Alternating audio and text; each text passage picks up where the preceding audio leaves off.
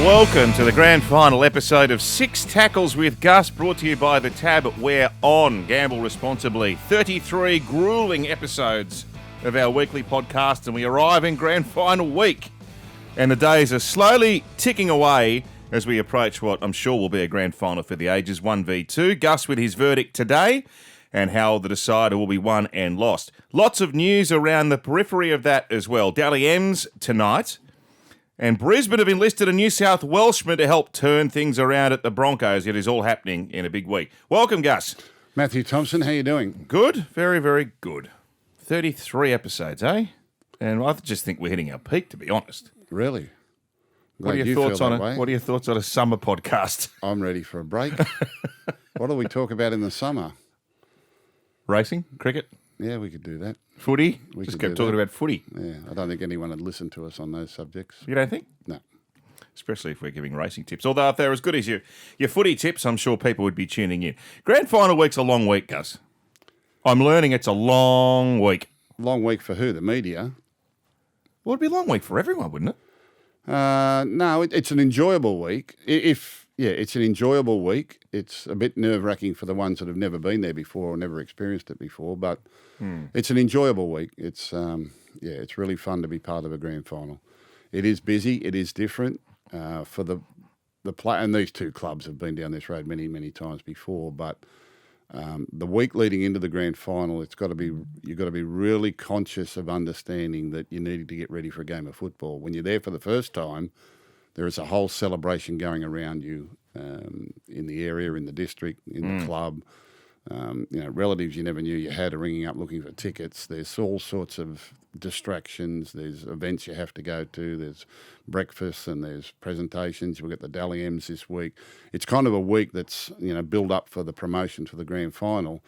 But for the teams themselves, they've got to find those quiet moments to sit down and plan for a game of football. Now, these two coaches and these two teams have obviously been down this road plenty of times before, so they won't have any distractions this week. But, when a team gets through to the grand final for a first time for a while, it can be quite distracting, and it can be, And when you get to the end of it, it's sort of a bit of like a whirlwind. And then when it's all over, you go, gee whiz, I could have done that better. And that's most people say that the old saying that you've got to lose one to win one. Well, it was because of that. It was because you just weren't really ready for what the week threw at you. There are a lot of distractions. Now, I'm not going to steal our thunder, but Gus is on Friday the 8th today, and I'm sure we will bring up the height. You do remember that? You do remember you coming on the show, don't you? Yes. We'll bring. Why have I been invited on the show with them two? Well, because we have a superstar every week. Every grand final week. Well, I'll ask again. Why am I still coming on? Well, because you can talk smack with those other two gibberers. But we had Peter Overton as our guest last year. Wow, that was random. But I'm sure we'll talk about your grand final week experience of 1990 with Brad Fittler, one of the chief protagonists on the show. I'm glad we got rid of the breakfast. That would be just a chronic pain in the arse. Grand final. It was all a distraction, and because we have now so many teams making it from interstate. Your Broncos and your Cowboys and your Melbourne Storms and even Warriors and different things, like it made it hard logistically to plan the whole week the way they do. And September is sort of a build-up leading into the grand final week. And then each club has their own sort of events. Like the Bulldogs, we haven't made the grand final, but we've got a foundation luncheon tomorrow. We've got the Ambassadors grand final luncheon on Friday, their annual events now. When you actually make a grand final, then you've got to try and fit all that in as well, and everyone wants their little bit of piece of you. And, it's for the players, experience really counts. It really counts. Having been down this road before really counts. And that's where both teams are pretty even, I suppose. I would imagine there are more Melbourne Storm players who haven't played in the grand final than the Panthers. Well, there's only 4 Panthers who haven't, I believe. I'm obviously out in Penrith quite a lot, as many people know, and there's like butcher shops painted in Penrith colours, and there's houses that are just been transformed into shrines for the club. And did you see Craig Bellamy on the Today Show? No. He said he went for a walk through Melbourne for an hour or so. And no one knew who and he there was. was thousands of people, 5 people stopped him. Yeah. So there's a contrast. Yeah, I remember that. I remember going down for, who did I go down? I went down for Channel 9 to cover the Commonwealth Games back in the early 2000s, and I spent 2 weeks in Melbourne. I used to go for a long walk every day, and no one knew. No one recognised me. No one. It was bliss. It was peaceful, so peaceful. But, like Penrith these days, I mean, this is their 5th grand final in a row, and I imagine it's a little bit like, you know when you put the Christmas lights up at home, it gets later and later every year when I take them down. I'm sort of getting to April, May, and and I reckon in Penrith, they do all their houses up for the grand final, and they leave it there, and then they think, well, why take it down? We'll just it's like throwing a sheet over the Christmas tree. Yeah, so there's a lot of shops and things out there that are painted in Panthers colours that they did it for the grand final, but they decided, well, we'll just leave it there because we'll be back there again next year. We'll run through the game a little bit later, but just on grand final day, I just mentioned here before we came on air, everyone talks about, we love the afternoon grand final because you can have the barbie and stuff. Well, you can still do it because you've got the state championship now. It's around 1:30. Then we got the NRLW Grand Final around 4-ish, and then 7. I should check the kickoff time. But it's a nighttime Grand Final. You can start the barbie at lunchtime and go all the way through. Yeah, I think it's a great day. Yeah, I think that was an old wives' tale, really. What time? So when you had President's Cup, reserve grade, first grade, on daytime Grand Final. What time did President's Cup start? Breakfast time. In the old days, it was just the same times. Like you go out to the cricket ground, the under-23s would kick off at midday, and then the reserve grade would run out at 1:30, and the first grade would run out at 3 o'clock. And there was like I said, pre-match entertainment. It was just a few doves and a few balloons and a marching band. Do the doves ever come back, or do they have to get new ones every year? I don't know where they went. I don't know if they had to employ new doves every year. I don't know. Employ them. and funny enough, when we moved to the new football stadium in 1988. I coached the Bulldogs there. We won the first ever comp there in 1988. And then 1990, I came back with a very young Panthers side, and there was actually extra time in reserve grade, and they hadn't allowed for it. So there was a draw in reserve grade, and they had extra time and some extra time after that. They held the first grade kickoff off after like 40 minutes, and our blokes were there for the first time. Other than Chris Mortimer, we didn't have a player that had played in a grand final before. And you kind of plan the whole preparation and everything to the minute to be ready to go at 3 o'clock. And then we had to go back in and say to them, listen, you're going to have to sit down and cool your heels and wait. And it really... So have 2 warm-ups? Well, you didn't warm up in those days. You just did, you just shaked your leg in the dressing room, had a bit of a stretch, and really, you did the Maricol stretch. You shook the leg and shook the leg. There was no warm ups and all that rubbish in the old days. You didn't do that. No, I can't remember ever going outside to warm up. But so they were in the dressing room. They're all sort of ready to go, and then if we find out there's a draw, it's going to be held up for 20 minutes, and it was held up for 30 minutes, and I think it really affected the Panthers that day because we were down 12-0. We played a champion side, the Raiders. We were down 12-0, like in no time. And I really think that they settled into the game much quicker than we did. And I think that the long delay before the kickoff really affected some of our players. And we got beaten 18-14. It was a game I really think we could have won. And they were a champion team, and we beat them next year in 91. But... Yeah, so they had to start planning grand final day a little bit better because they didn't budget for the extra time. You're not thinking about that. They didn't budget for the extra time in reserve. Rugby league, it's a fantastic game. It's a funny game. It's a fantastic game. So, state championship final 120, 355 NRLW. So the state championship final, I should say, Newtown versus North's Devils. Last time the Queensland team won that was back in 2015. And there's been some big scores. So the Queensland team have got to fire up. They've got an extra week's preparation on Newtown this year, which might help. They finished there a little bit earlier, so they get their celebrations out of the way. I'd imagine they can freshen up again. Just looking on a little bit of social media, the Newtown boys have celebrated. Have they? Quite extensively. They've gone hard? This week. They've gone hard. They've gone hard. Yeah. Yes. Roosters Sharks NRLW 355 and then Melbourne Penrith 7:30 kickoff. Let's do yes or no. No. That's the rule.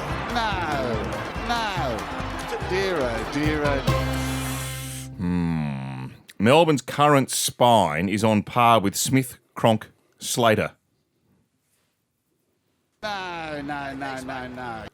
We're talking about immortals there, yes. Right? There's a long way to go before these fellas are in that ilk, but they're certainly great players, and they are they are the real chance for Melbourne Storm if they're to win a premiership on the weekend. They've got a lot of foot soldiers in that side, but they've got this tremendous spine who are very, very dangerous.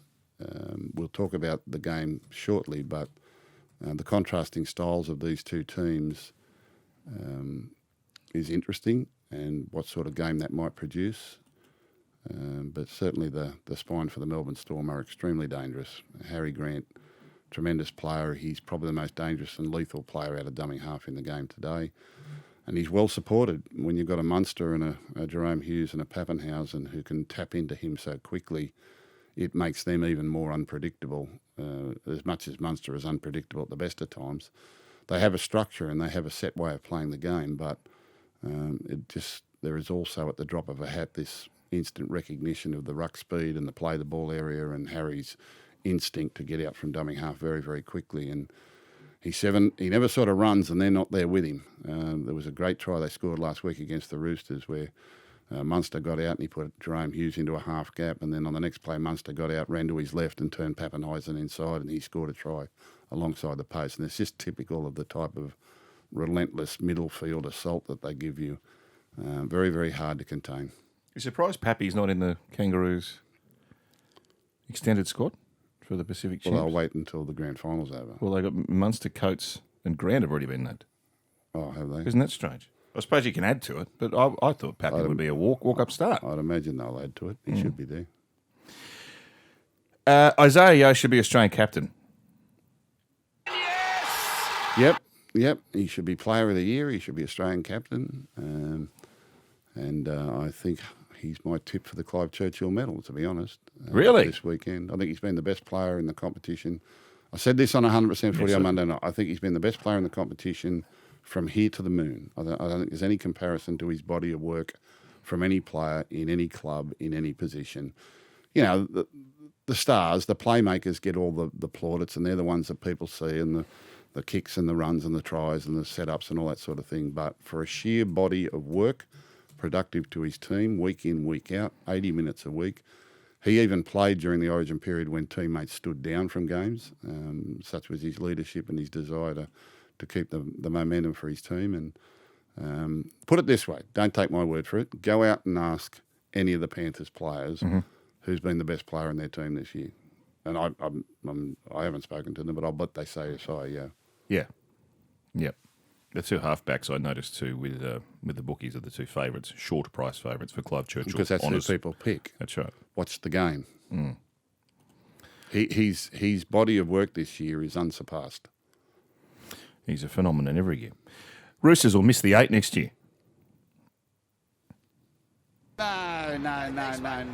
No. I know they're losing a lot of players, but I've actually got a lot of faith in a lot of young fellas they've got coming through their system. There are a number of players there that you haven't seen, and some that have had a dabble in first grade that just need more time in the top grade to come good. And I keep looking across the whole competition about who's going to improve and who's not going to get any better. There's no doubt they've lost class and they've lost talent, but a lot of it's senior talent too. I mean, Keary and Juria Hargreaves are at the back end of their career anyway. Joey Manu's given long service to the game. They've got very capable young replacements coming through, and provided that the others, produce their best. I'm not saying they will definitely make the 8, but I don't think you can just automatically write them off because a few of those senior players are gone. They'll still have a very, very good side. The absence of Walker and Smith for a large chunk of the year is going to be an issue, though, particularly Walker.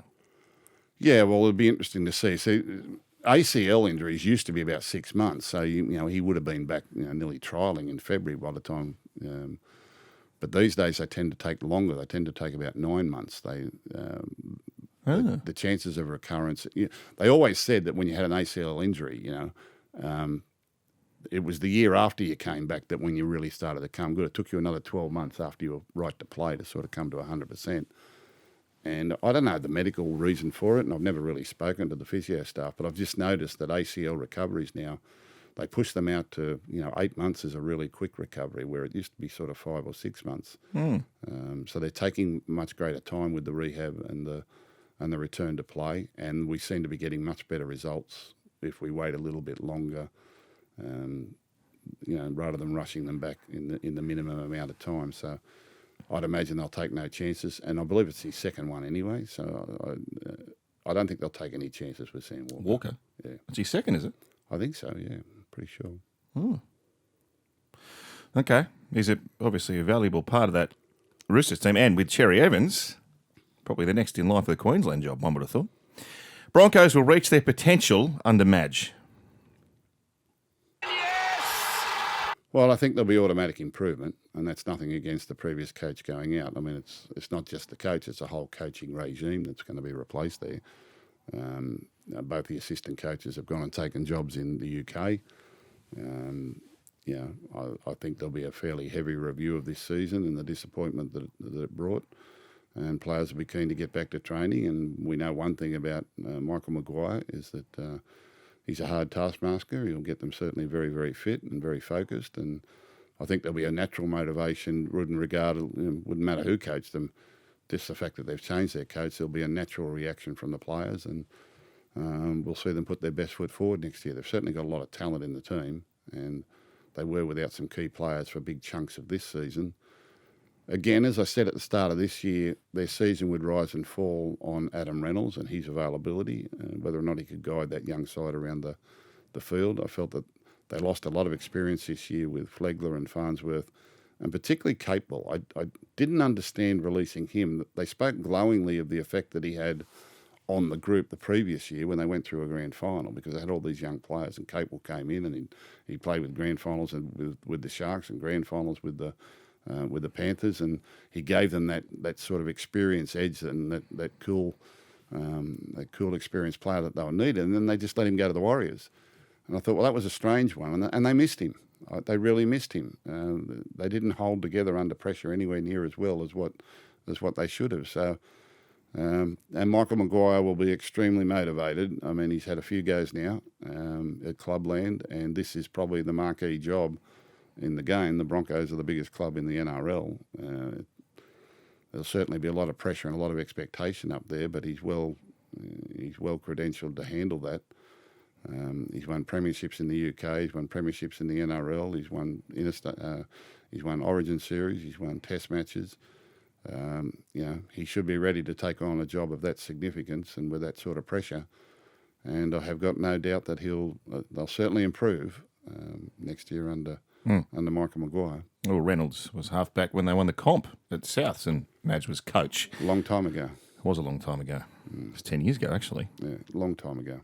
So I think it came as a bit of a thunderclap to those of us who aren't on the inner sanctum of the game, if you will, when Kevy was announced to be leaving last week, and then Madge unveiled only a matter of days later. So this was obviously bubbling away in the background for a while. Well, that's the scuttle. That's what people would anticipate. It was announced on Friday that Kevy was going to be, that Kevy was sacked, and then the deal's done on Monday. So it's hard to get a deal like that done over the weekend. So I'd imagine, and I can't imagine any club, or the Broncos, particularly a club of that size, going to the huge decision to relieve Kevy of his role. Without a coach. Mm-hmm. And as I said on 100% footy, there are very few options on the market at the moment, unless they wanted to go and headhunt someone that was actually coaching, like a Bellamy or a Cleary or someone like that, a Ricky Stewart, go and get one of the senior coaches from another club and headhunt them and get them to move. Those that were off contract, there was really only Michael Maguire. Brad Arthur's over in England at the moment, in the UK. There was really only Brad Arthur as Michael Maguire as an option. So they had to make sure that they got in before anyone else was going to relieve their coach or anyone else was looking for a job, or Michael Maguire committed to something else. So I can't imagine that there wasn't communication prior to making that decision with Kevin Walters. If Michael Maguire wasn't available, what do you think they could have done? I heard Josh Hannay, but he's never coached at NRL level on a permanent basis. Yeah, I don't think that is a job for a rookie at the moment, right at the moment. So they would have had to get the most senior and most experienced coach they could, which has sort of led to my mind, well, would they headhunt someone? Would they go and make it impossible for Bellamy to say no? And They couldn't get him now, though. They left it too late, didn't they? If they wanted to do well, that. They've tried a couple of times, I think, over the years. So it's an interesting one, but unless you're within the four walls of the Broncos organisation or sitting on that board, you really don't know the discussions that they've had. You don't know how far back they had made the decision that maybe they needed a change of coach.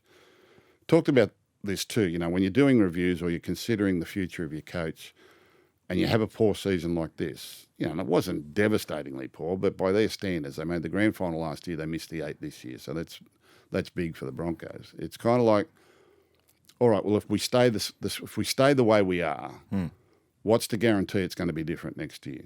What's going to make it different next year? You know, and if it's not different next year, what are we going to do? Because after a month or after 6 weeks, if we're not winning games or things haven't improved, the media is going to be on our case. You know, players, retention and recruitment, the first question they ask, who's going to be the coach? You know, who's the coach? How long's he here for? And so you've got to have the answers to all those questions. So rather than, you know, get to an early point next year after a month or 6 weeks, if things haven't improved, and then having to deal with it and maybe replace a coach midway through the season, put an interim coach in, which never works, and go through all that, it was, well, we can't be guaranteed it's going to improve, or the changes that would be necessary under this regime would be too significant. Maybe we just need a clean start. So that's what they've decided to do. And, you know, all power to them. They've made a big decision. That's what leadership is about. You've got to make big decisions and back yourself with it. And, you know, they've got a very experienced premiership winning coach now coaching the Broncos. Yeah. You know, other than Wayne Bennett, they've never had that. You know, so. Well, they've never had a New South Welshman before either. And this is. Well, I don't think it matters. I think it matters to the old boys. Well, they're pretty vocal, the old boys. Well, I don't think it matters. Yeah. I don't think the old boys should have that sway. It seems like they do, though. Well, it seems like they have the ability to, and I'm sure their hearts are in the right place, but they can play disruptor, can't they? Yeah. Look, respect the past, create the future. You know, everyone celebrates our past and the great players and the great moments and the great people that we've had in our club. But the past doesn't equal the future in a lot of ways, you know, and if we ran our clubs the way we did 20, 30, 40 years ago, well, we wouldn't be anywhere keeping up, you know. I mean, times change and those great players will always be a part of your club, but they can't run your club. You can't be beholden to them, you know. The leadership is there for a reason, is to set the course for the club into the future. It's as simple as that. And simply looking after old boys is not the absolute priority in the decision-making of any club, or it shouldn't be. So again, all power to the Broncos management, who've made a strong decision, and they've gone out and got the Broncos the best coach available. That's all you can do, is get the best coach available. Not be picking on popularity or, you know, long-term servant or an ex-player and all that sort of thing. You know, Michael Maguire will set the course for the future of the Broncos. They've had an outstanding and great past, you know, and that'll be celebrated forever, and everyone respects that. But the future's the future. You know, it's up to management of today to set the course for the future of the club. And that's up to Michael Maguire now, and he's running the ship. It's as simple as that. So what they need is for the old boys to get behind them and get behind the process. Yeah. That's what they need. Now, I understand they're upset, and I can understand, you know, but we all get disappointments in life. That's football. You know, there are ups and downs in everything we do. You know, Kevy got a good run. You know, Kevy was there for a number of years. He got a good run. He had some success last season. But at the end of the day, the club's made a decision with all the information available and everything they know about the internal workings of that club and how it was treated. You know, I think they've got to look at recruitment and retention. I think they've got to look at transition of players through you know, development pathways into the club and the DNA of the club. But these are all things that Michael Maguire will sort out. But leadership is leadership. You've got to make the tough decisions and you've got to back them. And if you make the wrong decision, fix it. You know, it's the part of leadership too. All right, I was wrong about that. I've got to fix it. But, you know, the leadership have done the right thing. They've gone out and got the most experienced winning coach on the market at the moment is now coaching the Broncos, who didn't have a job. With respect to Kevy too, with the exception of making the grand final, that's the only time they've made the finals in the last 4 years. Well, it's been a difficult time. Yeah, and he was coming off a disaster. They were in a mess. They were in a mess. Yeah. Of course they were in a mess. Yeah. And I don't think they've ever really addressed why they were in that mess. It's hard sometimes, particularly when you're looking for quick fix solutions. And when you've had a club with a history steeped in success, it's hard because, there's an element of it, we've always done it this way, or this is the way you do it because this is how we won before. And, times change, the game changes and things change and you've got to keep up with it. If you don't, and that's why the better coaches and the better teams keep on keeping on. That's why Melbourne and Panthers are so dominant at the moment because of the systems that they got in place. Broncos have great talent. What they need is great systems. And hopefully Michael Maguire gives that to them. With respect to New South Wales, this is most unsettling. So a famous series win, the coach is there for one series and moves on. Surely the New South Wales Rugby League has to lock in a coach that is going to be there for a number of series. The issue they've got is that they transformed the terms of that coaching position from a full-time job into essentially a part-time job, which was, and Michael Maguire had a 2-year contract, but it wasn't a year-round commitment. So it's very hard in that environment to attract someone who's going to be prepared to stay the course. So that is something they probably have to address, I would think, on the face of it. A comment there, firstly. And secondly, why are there so few obvious candidates to take over for the New South Wales job? It's bizarre. Yeah, it is. Well, it's difficult because club coaches can't take on the rep jobs. It wasn't like that back when I first started. First 5 years that I coached Origin, I was coaching NRL teams. Well, I want to bring you back to that. Yeah. But, like the representative jobs I've never really thought were long-term contracted positions anyway. For me, they were always series by series. That's the way I always treated it. And you were invited back to do it again. I don't think I was never, ever given a 1 year, 2 year, 5 year tenure in any representative job. And I often question why they would do that with coaches for representative teams. It should be on merit and it should be by invitation every year. But to do it, but to get the ideal person, you kind of have to offer them permanency, don't you? Why? Otherwise, they can go Why? and coach. Well, they could, because Michael Maguire, who had the job, it wasn't a full-time commitment, and he's been able to go and get a club job, and he's there one series. Yeah, but the club job might be $1 million a year these days, mate. Well, that's true. Yeah, so that's true. Why would you hold him to that if he can go and earn that sort of money? And that's what he is. He's a professional football coach. Yeah. He's a career coach. I mean, they all covet the club positions. I suppose what I'm saying is, if New South Wales are going to have a coach that's going to, I mean, Billy doesn't want to coach club footy, so he's the exception to the rule. But if New South Wales want a coach who's going to stay there for multiple series, they're going to have to do better than offering a part-time job. And the other part of representative coaching too, particularly Origin level, is that we got into a trend of not giving it to coaches, qualified coaches. We were giving it to ex-players or players that would just come in and do a series, which they can do for Origin. There's no problem with that. I mean, Billy Slater had never coached anywhere in his life, and he gets the job there. Brad Fittler had coached at club level at the Roosters, but then came into his job. Laurie Daly had never coached anywhere before he came in to do Origin.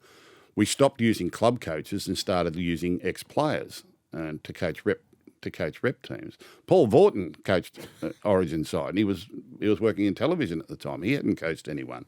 I mean, it's and what they sort of gone back to is players that had experience and history in the Origin environment, which helps them enormously, and they have assistant coaches, to do a lot of the nuts and bolts stuff. But the whole representative coaching thing took on a different sort of appointment process to what it was many, many years ago. Now, representative coaches, it was by invitation. You got invited to do the job. You wouldn't say no to coaching a rep side, and it was a reward or a recognition of performance or a recognition of your status within the game that the Australian Rugby League or the New South Wales Rugby League or the Queensland Rugby League would ask you to coach the team. And I never ever saw it as a continuum. I only ever saw it as a year-by-year appointment. Okay.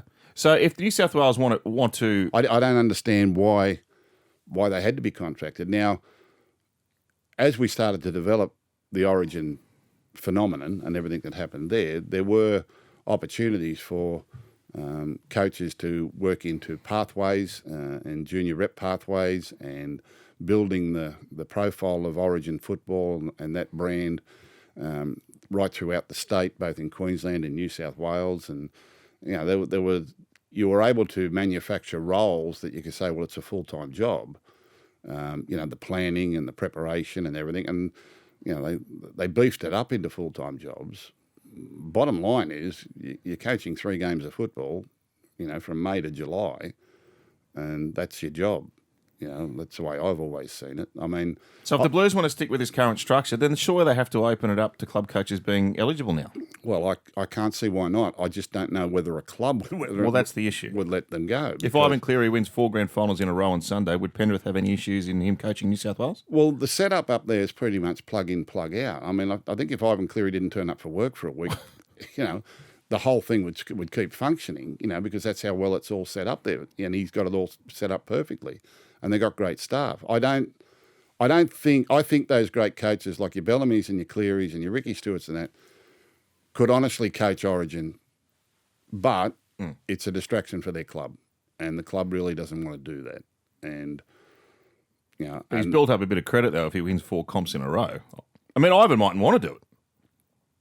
Yeah, well, but I think it should be an aspiration. Yeah. I don't think he should have to retire from club coaching to be a representative coach. Yeah. Given his record, and who was the most recent one to do it? Ricky Stewart coached New South Wales as a Roosters coach, and he coached it as a Canberra coach or a Cronulla coach. Was he coaching Cronulla when he coached it those couple of years as well? I can't remember. Yeah, I've said this a lot. The first 5 years that I coached Origin, I was coaching Panthers and the Roosters, right, in those stints in club coaching. And the second time I did it, I was director of coaching at the Roosters, but I wasn't officially the head coach of the Roosters. So I had much more time on my hands to go and do the rep job. I actually found it easier to coach the rep team when I was a club coach. You're across everything, aren't you? Because you're in the rhythm of it. Yeah. You're in the rhythm of training, preparing training sessions, video work. You know the players from the other teams. You know the referees and how they're refereeing. You know the way teams are communicating with each other. You're already locked into 90% of what you're going to be doing anyway, where what I found as when I wasn't full-time coaching, it was like bang, 3 grand finals thrown at you in the middle of the season with little preparation to do it. And it was kind of like you're running around getting everything ready and camps and training session and all that. And then you're trying to get everyone ready. And I'm thinking, crikey, am I ready? Am I ready? Well, the first time I had to go in and talk to the team, I thought, I haven't done this for years. I haven't spoken to a team for years. Actually sat down and, addressed a team in a pre-series or pre-session or what have you. So, and then you've got to go in and then you've got to start to deal with interchange. And then you've got to go in and talk to them at half time. And, you can get out of the rhythm of doing that. You really can. And it takes a while to settle back into that. Lucky I'd been down that road before. So, but I think it would just be second nature for a Cleary or a Bellamy or a Stewart to step in and do that job. And I think that would be the best course of action for a New South Wales team. The problem is the Panthers, the Storm or the Raiders might not allow that to happen. There may be other coaches that are out there that are looking to get into the representative scene, but it should be by invitation. That's how it should be. The Australian Rugby League or the New South Wales Rugby League or the Queensland Rugby League should sit down and say, we want John Smith to coach the Origin team and go and offer it to him. Yeah, but Gus, there's players who are knocking back at Kangaroos jumper these days. What they're scared of is someone saying no and the media finding out about it. That's what they're scared of. But I can't imagine if someone was offered the job, they would say no, because any of those club coaches, if you went to them, I'm sure they would go to their club and say, listen, I really want to do this. We can make it work. We've got good staff. We've got good systems. I won't miss any sessions, et cetera, et cetera. You can do it. You don't have to be locked into a 24-hour-a-day, long-term, 10-day camp to get sides ready for Origin. You can get back to your club and do your work. I always found it that way, and I'm sure the others would agree.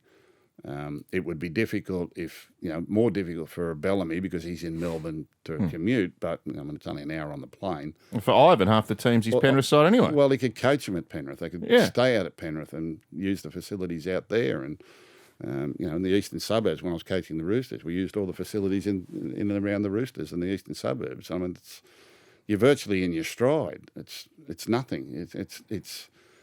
You don't, it doesn't distract you. Honestly, it doesn't. I don't know why they changed that. I don't know at some stage why they worried about it. There was the thing with Bellamy because he was coaching against Smith and Cronk and Inglis, and he was coaching against his own players, and whether that was a difficulty for him. I think he had 3 years, Craig, and they didn't win a series. He learned a lot from it. And he's admitted since he hated doing it, coaching against his own blokes. Yeah, and I can imagine that was very hard. It is hard, but that's what Origin is. It doesn't. That sort of situation doesn't come up as much these days, but that's what Origin is. I think for New South Wales, they're best served to go and get a current coach and try and do a deal to have him coach the side, and share it around. Do it Bellamy this year, Cleary the year after, Stewart the year after. Why does it have to be a 2-3 year tenure? I don't understand that. Why does it need to be a full-time job? I've never understood why it needs to be a full-time job. Honestly, it was only when they started using people that weren't club coaches that had time on their hands that they built it into a bigger commitment, right? So they could justify the money that they were paying them. But, if Michael Maguire has used this New South Wales appointment to get himself back into clubland, well, good on him. That's one way to do it. He kept putting himself jersey in the line. I mean, it's not an easy job to do to take on Queensland. He won the series. He won the series. He took a risk to do it, so all power to him. And if it's got him a plum job like the Broncos, well, good luck. New South Wales are going to go and find another coach. If they go for someone who's not coaching at club level, and we're throwing up ex-players, now who are not in coaching regimes, but they're ex-players, I would strongly advise any one of those players to go and get themselves a current day coach as their assistant or advisor. So, for instance, if a Laurie Daly came in, I would be saying to Laurie Daly, go and get yourself an Ivan Cleary or a Craig Bellamy or a Ricky Stewart to be your right-hand man during this process, to handle interchange, handle selections. Don't allow the media to be picking your teams. Don't allow people to be putting pressure on. And you've really got to be strong in that regard, and that's where head coaches are used to that. They're used to picking their team and knowing what they want and not being influenced by media or social media or the criticisms or comments from other people. It's not easy for the uninitiated, the ones that aren't coaching all day, every day. It's a tough gig, mate. Like, it's the most high-profile competition we've got. Absolutely. And it's huge and it's difficult because you don't always get the team you want. You don't know your team until the week leading in. You're bringing in 17 players that are playing against each other on a weekly basis, and you've got to bring them in and get themselves ready to play against this Queensland spirit and this Queensland challenge that's on 3 times a year every year. I don't think it's a full-time job. I can understand how they build it into a full-time job because there's a lot of periphery stuff that can be done around it to promote. But really, if they want the best coach available, go and get one of the 2 blokes that are playing this weekend because they've been the best coaches for the last number of years. I'd love to see Bellamy have another shot at it. I suspect at this stage of his career he wouldn't want to.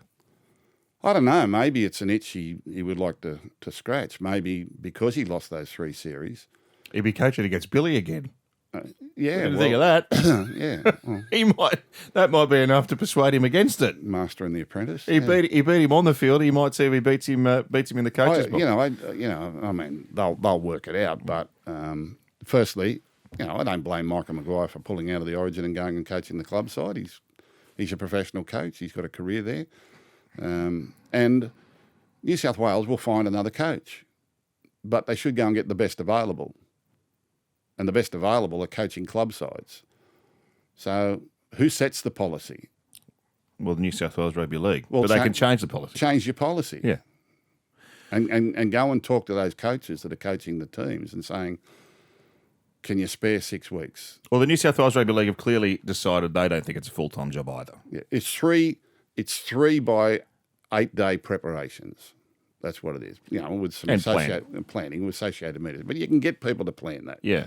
You can get people to plan that. You can delegate those jobs to people now because there are professional people in clubs that are doing this all day, every day. Back when I was doing it, we didn't have those sort of staff in clubs. We didn't have high performance managers. We didn't have all these people. So did you plan the whole camp yourself? We didn't have media managers back in clubland in those sort of days. It was kind of like we had people at the New South Wales Rugby League. I worked with Jeff Carr, who was, formerly the CEO of the Dragons, and Jeff Carr and I took a lot of time off our lives, spending time together in Origin. Especially the first night. And, I think we both could have lived longer if we didn't have to experience Oh, you're all both that. still going. We're still alive. But there is a lot of planning, but there are people to go and do it. New South Wales Rugby League has got plenty of administrative staff there to go and organise if you want to have a camp, or organise where you want to have dinner, or organise where you want to train, or organise, a night out of what you want to do, or organise, if you want guest speakers, or they can go and organise all that. That's not that hard. You don't need a full-time coach to do that. That's a couple of phone calls a day and tell them what to do. That's delegating, and they've all got the staff to do that. Or you can go and appoint a team manager, and there are plenty of great team managers that are really experienced in this part of the world that will go and organise everything for you. And when you get in there, all they tell you is what time to get on the bus and what time the training is. And it's currently Frank Panisi. There brilliant. could be no Absolutely. better. And he works at the Melbourne Storm full time. Yeah. He runs the Melbourne Storm, but he can go into Origin and dedicate his time. Why? Because he's a good time manager and he can get it done. The people who do all this are expert. They're brilliant. The administrative people are, I do no administrative work. In my job, I don't do any administrative work. I've got a heap of staff and a heap of people that are really good at what they do. Really good at what they do. What do you do then? I don't do much. That's my office. Have you got a computer at work? No, I've got an office at home. I don't have a... You got an office at Belmore? No. You don't? No. Oh, bull. Well, where do you pull everyone in for your meetings? We built a whole academy at Penrith without an office for me. Seriously? Yeah. I don't work in an office. I don't need to. Oh, that's why you go for your secret meetings at the Chinese. Because you haven't got an office. The non-secret meeting. And Joe Bell's. Yeah. The non-secret meeting. Have you got an account at the cafe? You never see the secret ones. Yeah, I know. Have you had a secret meeting this week? Yeah, I have. Ooh. Yeah, I've got another one today. Have you? Yeah. Do you want to pick but honestly, I'm not telling them how to suck eggs. That's what they should do. They should go and get one of the top coaches to coach their side. And then what he will do, he will appoint a couple of assistants and a team manager, and he'll appoint a head, bloke. And you don't have to worry about high performance. You don't have to worry about, all the sports science and all that. That's all overkill for mine in rep camp. What you need is someone who can converse with all the high-performance managers and all the sports science people in the clubs and say, where's he up to in his program? What weights does he need to do? How much running does he do a week? How much, they can give you all the answers to that, and each one can be treated individually. How many times they want to push weights a week, how many times they need rehab, how much, maintenance they need on their body, et cetera, et cetera, et cetera. These are the sessions we're proposing. Which ones can he do and can't do? Does he do full contact training? Does he do, wrestling? Does he do weights? Does he do, maintenance? So you've got people that can go and source all that and then come back to you, and then you devise a program. It's honestly a lot of it is overkill, but you've got good people there that can do all that. Your media person, your team manager, your staff. You'll have assistant coaches. You'll have a high performance bloke to warm them up and stretch them and do all that sort of thing with them, and it's. Yeah. The professional coach would do that in his lunch hour. Honestly, he'd do it in his lunch hour. He'd turn around to his right-hand man and say, mate, can you do blah, blah, blah, blah, blah? And he wouldn't even think about it again. It would just go and get done. Like if I tell someone to do something at Belmont, I don't have to say it twice. It's done. I just assume now it's done. Right? We've got the key to us is getting the right people doing the right jobs and give them the resources and the strength to do their jobs, because they're the ones that are good at it. All right. Club coach for Gus. We haven't previewed the grand final yet, so we better move on. Before that, you can pick a Dally M team of the year from the nominees. You ready? Fullback, Hammer, Teddy, Dylan Edwards. Dylan Edwards. Two wingers, Khan Pereira, To'o, Warbrick, Carraz, Lomax. Carraz. And the other? To'o. Okay. Centres, two of them, obviously. Farnworth, Ramey and Staggs, Crichton, Holmes. Crichton. Farnsworth. Okay. He was there last. Was that the same two last year? I think it was. 5'8", Luai, Dearden, Burton. Luai played a lot of football without Cleary this year. He really helped the team through.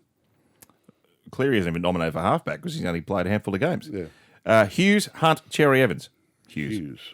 Props. Fanua Blake, Leota, Fisher Harris, Tapane Collins. Gee whiz, that's a list. Fisher Harris and Leota. Kickow, Crichton, Katoa, Young, Sewer. Kickow and Crichton, Eli Katoa, Hudson Young, Jaden Sewer. Eli Katoa. No Angus Crichton. Well, Kickow got that spot. He's on the left. You're being very loyal here. I love it. Yo, Carrigan, Cotter. 3 good locks, but I think we know who you picked. Is it fair of me to ask you Coach of the Year because Cameron Ciraldo's nominated? Ciraldo, Cleary, Bellamy? There. I heard Gal on 100% footy. He's right about the coaching thing. Has Ivan Cleary only won it once? Yeah, probably. In the last 4 years? Yeah. Seriously? More often than not. And I've never taken much notice of Coach of the Year, to be honest, and I think they get it as wrong as much as they get it right, or it's unfair as much as they get it right. I mean, at the end of the day, the Coach of the Year is the one that's won the minor premiership. And what have you. I mean, that's, if you want to give, I don't believe in Coach of the Year awards, but generally it's the coach who's coached the team that exceeded expectations. So the lower your team is ranked, the more chance you've got. Most improved award. The more chance you've got of winning the Coach of the Year. But in saying that, there were some terrific coaching performances this year because clubs really did improve. Cameron Ciraldo probably at the peak of those, but the jobs that Cleary and Bellamy have done with their teams when they had star players missing for long periods of time, and both coaches have lost star players over a period of time as well. I mean, with all the success they've had, salary cap has eaten into both rosters. They've got to develop new players and bring them through. So, I don't get Coach of the Year a lot, I've got to say that, but certainly the coach that has improved his team the most this year was Cameron Ciraldo, hands down. And maybe the best rookie season for the last couple of decades. Poor Lockie Galvin's not going to get the trophy. Well, I think that's an embarrassment, and I think that's cruel because the Rookie of the Year. I mean, when you look up at the honour roll, one day people will be looking at the honour roll of Rookie of the Year, and they'll be thinking, why wasn't Lachlan Galvin ever on this list? Lachlan Galvin could end up one of the greatest players we've ever seen, but in his rookie year, he's out because why? A hip drop tackle? An 18-year-old kid did a hip drop tackle?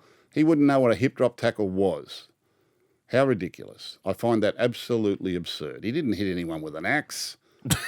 I mean, my God. That would rule him out. Well, it's different if he gouged or bit someone or, did something stupid, like really reckless and deliberate or what have you. Hip drop?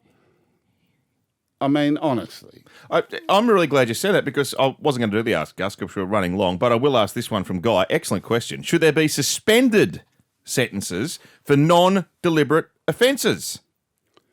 So players don't miss a grand final, but more to the point, don't get suspended at all and they have it hanging over their head. Matt, we give away too many 6-agains, we give away too many penalties, we sin bin too many players, we charge too many players, we suspend too many players, we fine too many players. End of story. End of story. And it's spiralling out of control. Trust me, it is. It's spiralling out of control. Well, on the subject of sin bin, 6-tackle trivia. In the 2020 Grand Final, 2 players were sin binned in the final 10 minutes of the game. I don't even remember this. Who were they? 2020. Yeah, last time Melbourne won it. Melbourne Panthers. 2 players sin binned at the back end of the games. Last 10 minutes. Crikey. No, I don't know. It was Jerome Hughes and Brandon Smith. Hughes in the 70th and Brandon Smith in the 79th. That was when they led 24-0 at half-time and Penrith made a run in the second half, didn't they? Yeah. So what's quite amazing about this is... They led 16-0 at half-time. Was it 16-0? Oh, and they scored after half-time. Pappenhausen scored just after half-time. That's right, yes. But it was only inexperience that beat the Panthers. They were the better team on the night. And I got criticised for saying that. They have come out and won the next 4 years. Well, yes, and Melbourne, amazingly, can be the team that bookends this period of premiership dominance, having been the last team to beat them in 2020 and potentially this year. They're a chance. So it's been widely touted. I think we said it on air during the call on the weekend. Only 2 other teams have played in 5 straight grand finals. And when you consider one of them's the Dragons, the iconic, immortal Dragons club outfit that won 11 from the 50s and the 60s, and then Souths in the 60s, they're joined by a team in the salary cap era, which I just find breathtaking. In the salary cap era, I don't think anyone thought this would happen, really. I mean, we went through a period there where the game was bragging we had a different premier every year. Like It was kind of like, this is the salary cap era, we're going to give everyone a chance. And that was one of the boasts that they had. Roosters were the first to win 2 in a row for a long time, since the Broncos in the early 90s. Yeah, that was the big story, wasn't it? Can anyone win back-to-back? Back-to-back. But I remember when Panthers won their first, and Panthers should have won in 22. They should have beaten Melbourne. They could easily be looking at 5 premierships in a row this week. But, that's history. But I remember when they won their first title in 21, on 100% footy, they were talking about in 22, can they go back-to-back? I said 2. I said, I think they'll win 5 or 6. I just, looking at the side and the youth of the side and where they were in their careers, and if they could hold the side together. Now, year by year, it's been diluted a little bit with salary cap pressure and bringing through, but they've been able to bring young players on too that have come into the side through the system. But extraordinary to think in a salary cap era. But it extends beyond that, because Roosters, Storm and Panthers now have dominated all these positions for more than a decade. They also happen to be 3 of the best development clubs in the league and have great systems underneath bringing talent through. They've been great in their recruitment and retention. They've been great in their salary cap management, and that's why they've been so powerful for so long. And a number of times this year we tried to talk up teams that might challenge Panthers and Melbourne Storm, but in reality, the gap just got wider by the time we got to the back end of the year. They won their first 2 semi-finals against the top 4 by big scores, and they backed it up again and won by big scores on the weekend. It's down to these 2, and the others are still a long way behind. Why did you say Melbourne can't win without Nelson? I just feel that that's a factor that they would need. I think if they had a chance of beating the Panthers, they had to dull what Fisher, Harris and Leota do in that first 25, 30 minute sort of stint that they have, where they've established victories in these big games so often. I mean, they've won 11 finals games in a row. That's a record. No one's ever done that. They broke the Dragons record. Dragons won 11 comps in a row, but never won 11 finals in a row. It's an extraordinary performance. And these players are so comfortable in this environment. As I've said this with the Melbourne Storm, they've got a lot of good tradesmen in their team, and they've got these brilliant spine players. They've got 2 very, very classy wingers, and they've got Nelson Asofa Solomona, who's a big, strong, individual, and he can play long minutes, and he commands respect in the middle of the field, and he commands a lot of respect from the opposition, and you have to game plan for him. That's now something they don't have to worry about.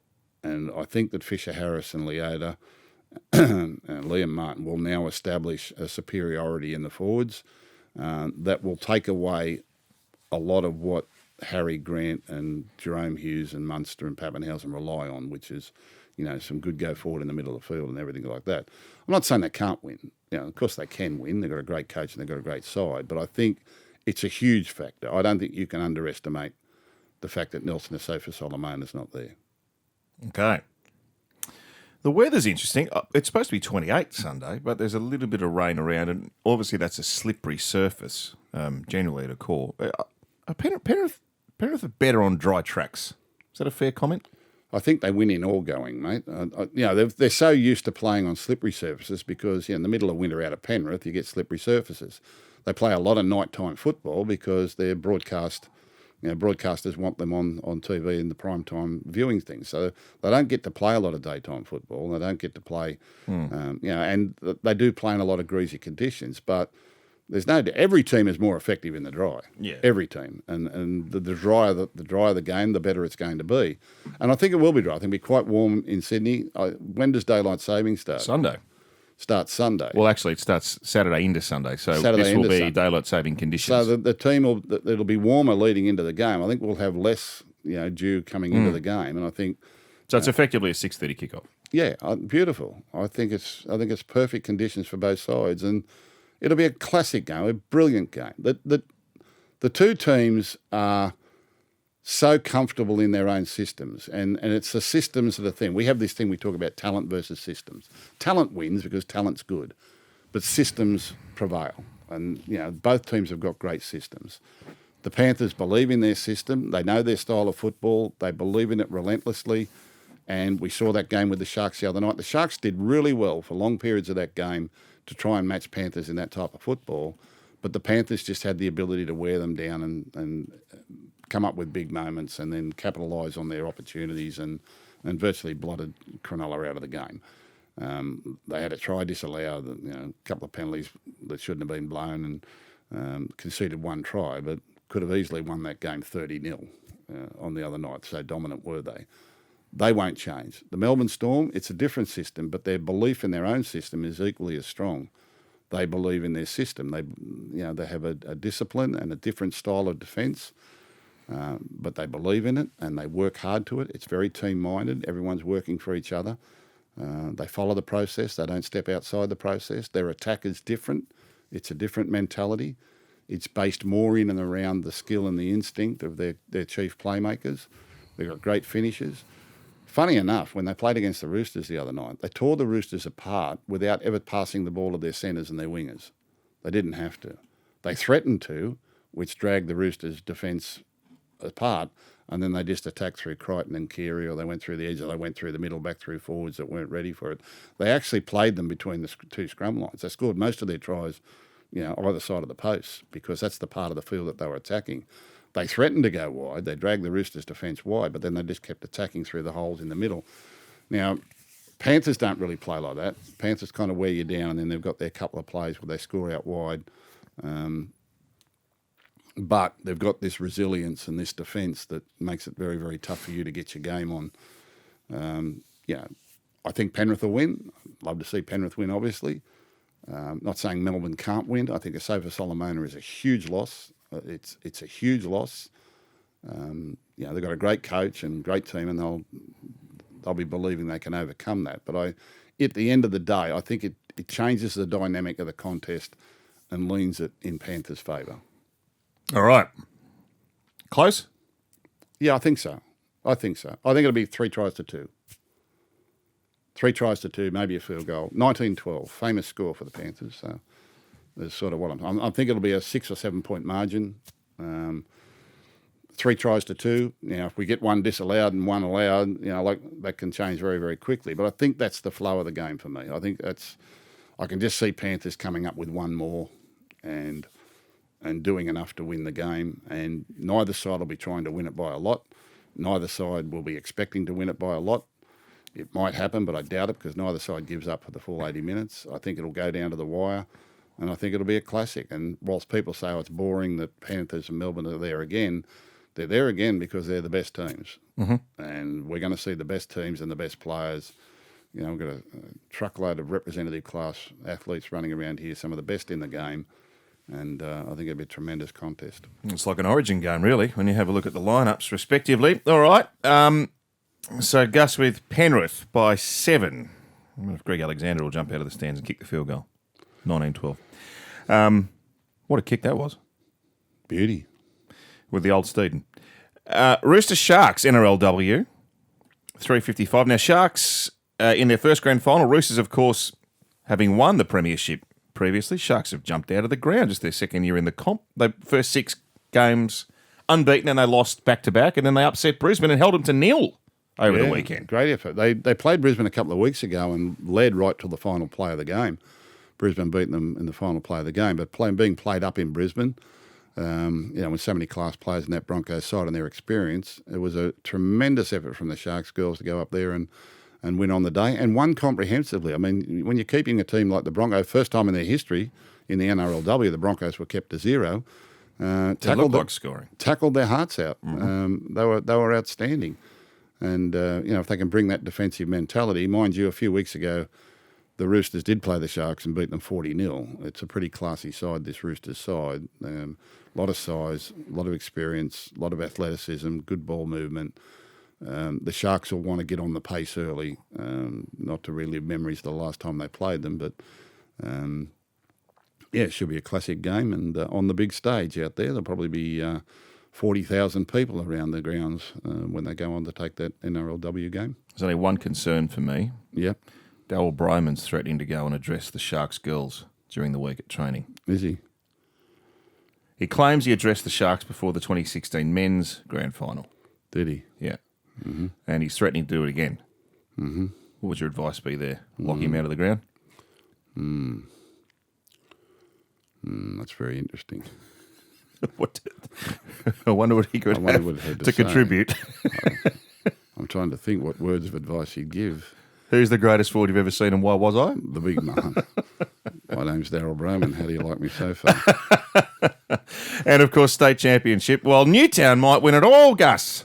You might have to get your six-pack of Newtown pale ale out. That's it. When you're a Jet, you're a Jet. Yeah, good on the Newtown club. Very, very sad the passing of Barry Vining last week, but there was an air of romance about it, celebrating the team's win, and unfortunately that was his last memory. But yeah, great man. And the Jets, well, I know they've celebrated hard, but hopefully they've thought out by now and they're ready to go this weekend. With this state thing, this sort of state game is like an add-on. You know, like you win your competition. That team wants to win the Queensland Cup, and our team wants to win the New South Wales Cup, and they're kind of throwing it on at the back end of the season. And you think, oh, is this really important? You know it's important when you lose it. So if you lose one, you know it's important. So I think that both teams will brush up pretty well. And as you say, Queensland have had a fortnight to get ready for it. And Queensland teams have been beaten pretty badly. Or a fortnight on the drink. Well, that's right. Yeah, so I don't know how they're prepared for it. But if you're going to come down and play on the big stage in a game like this, and it's going to be very warm out there, I want to make sure they've got themselves prepared for it. I didn't think of that. Like, it is possible a 2-week layoff could be a very big disadvantage. Well, it just depends their attitude, you know. But Queensland's had such a poor record in the competition. I think they'll want to come down and make a good fist of it. I'm sure they will, and I'm sure the Newtown boys will be ready to go. Gus, thank you for another. The Jets, yeah, the Jets, yeah, they'll win. They'll win for their late former president, of course. Another great year. Thank you very much. And thank you to everyone for listening. We've had record numbers this year. I mean, Gus is just finding his feet as a podcaster.